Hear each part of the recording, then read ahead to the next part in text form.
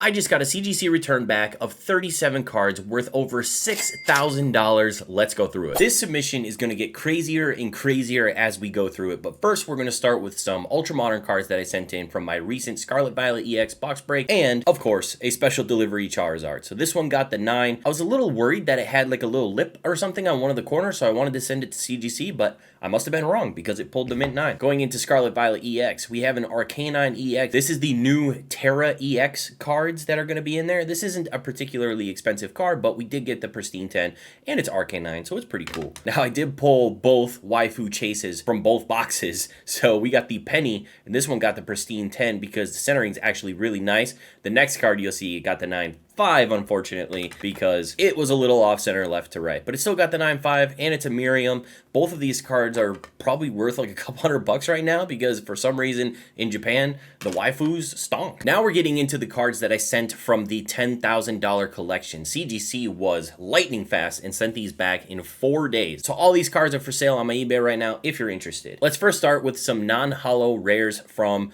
the E series set. So we have Flareon non-holo rare, got the 9. A lot of these did get 9s. I was pretty happy about. Gengar got the 9. I was kind of projecting a lot of these cards would get between like 7 and 8, but a lot of them actually pulled a 9, so I was really kind of surprised and happy about this.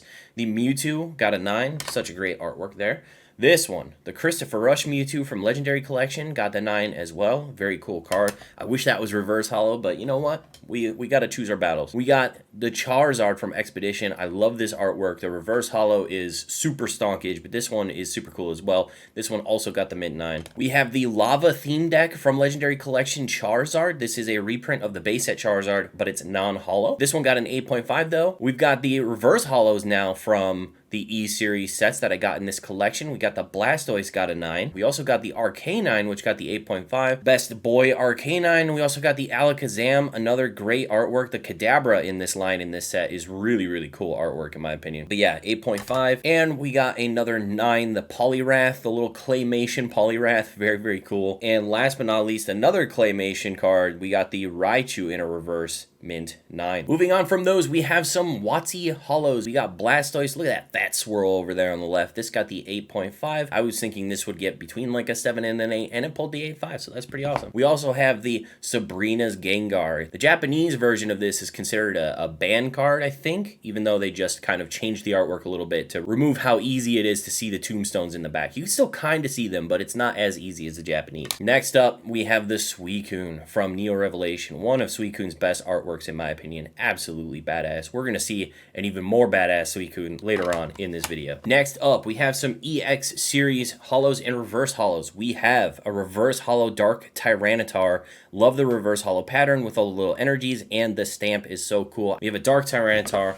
We also have a Dark Dragonite. So this one actually came from the James theme deck, but I think in the regular set, unless you get a reverse holo, this is just a non-holo, unless you get it from the theme deck or a reverse holo. Correct me if I'm wrong in the comments below, but I think that's how it goes. So my favorite Dark Dragonite is this one, the stamped reverse holo with all the energies in the background, the gold text at the top, and the stamp on the holo. Oh, it's just gorgeous. And it got the 9. This one's going in the personal collection for at least a couple weeks. Next up, we got some even earlier EXs. So we have Scyther EX, such a cool artwork. I love that it's almost like an after image. Like he's moving so fast. You can see a couple of other Scythers in there, like his little horns from his head and stuff. He's moving so fast. There's an after image. It's so cool. I think these scratch pretty easy on the front. So I'm really happy that this one, the Ampharos EX, probably my favorite Ampharos card, and I am a Ampharos stan. I love Gen 2 and I love Ampharos. I love how the holofoil just kind of converges on his tail as it kind of spreads throughout the card. It's so cool. I told you we were going to see Suicune again. We got the Suicune EX, the Rocket Suicune EX. This got the 7.5 because there is some ink. It's not damage. It's not gunk. I tried to get it off before sending it in. I think it's just inked on there. So it's got some white ink on the back. But other than that, it's very minty. It got the 7.5 still, and actually this already sold for I think like $215 or something like that. Next up, we got some E-Series holos now. We've got Steelix from Skyridge. I'm not a huge Steelix fan, but we got some even more insane holos from E-Series. We've got the Machamp that pulled the 9. Now, One of my favorite Blastoise artworks. Look at that guy. You do not want to see that. Like, you're fishing in the boat and this thing comes at you, freaking cannons out of the water. That is a scary turtle right there. It pulled the 9, which is awesome. It's like a $500 card, I think, in a 9. Somewhere around there. Speaking of $500 cards in a 9, we also got the Vaporeon Holo from Skyridge in a CGC 9. Absolutely gorgeous. I mean, all the artworks from the E series is just so good. We have Mewtwo from Expedition. Beautiful card. Fat swirl on the bottom right, but the 6.5 makes sense.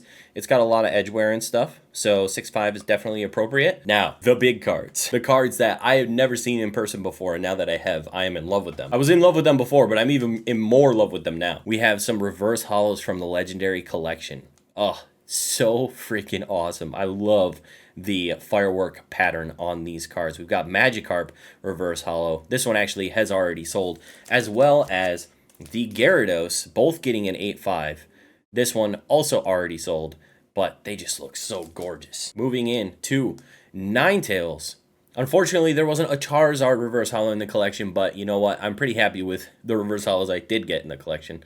The Ninetales is super cool. We're moving into the Charmander Charmeleon line. Charmeleon got the highest grade, the Mint 9. Was really happy about that. This was one of the reasons I sent in to CGC, because CGC seems to be a little more lenient on like surface scratches and just surface issues, like slight surface issues in general, and I know that these are pretty prone to surface issues. So I wanted to send it in the CGC, you know, just because I felt like I could maximize their grade at that company versus PSA. This one got the 9, which is super awesome. The Charmander got the 7.5. You can definitely, I mean, it was definitely a 7.5 was definitely worthy. With that much edge wear on the bottom, that just makes sense. Now we're getting into the big hitters. We've got Gengar, Legendary Collection Reverse Holo, absolutely gorgeous. Then we have Dark Dragonite, Legendary Collection Reverse Holo, absolutely badass. Last but not least, the mega hit of the return is the Reverse Holo Legendary Collection Pikachu, Near Mint 8, absolutely stunning. Let me know in the comments below what your favorite card from this return was, and if you want to see the collection that these cards came out of, make sure to click this video right here to check out the collection.